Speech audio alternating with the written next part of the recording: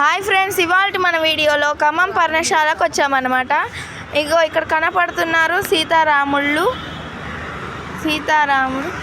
ఇప్పుడు ఇక్కడ మనం స్టోరీ బట్టి చూస్తున్నాం.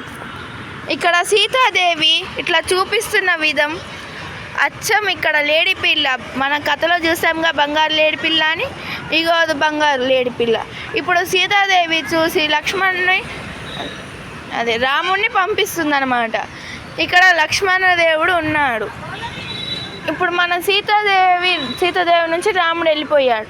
ఇక్కడ లక్ష్మణుడు ఉన్నాడు అన్నమాట. లక్ష్మణుడు గీత గీసిన గీత ఉంది. ఇక్కడ సీతాదేవి.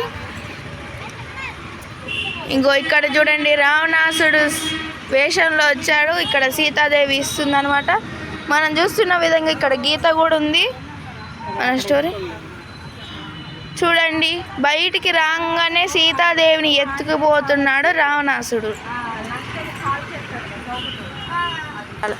చూస్తున్నాం. ఇగోండి ఇక్కడ సీతాదేవి, రావణాసుడు లంక నుంచి తెచ్చి ఇక్కడ సీతాదేవిని చెట్టు కింద బంధించాడు. ఇక్కడ నలుగురు రాక్షసులు ఉన్నారన్నమాట.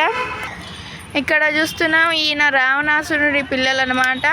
వీళ్ళందరూ కుర్చీలో కూర్చొని వాదిస్తుంటే హనుమంతుడికి ఇవ్వలేదని హనుమంతుడు తన తోకతో ఇలా కూర్చున్నాడు.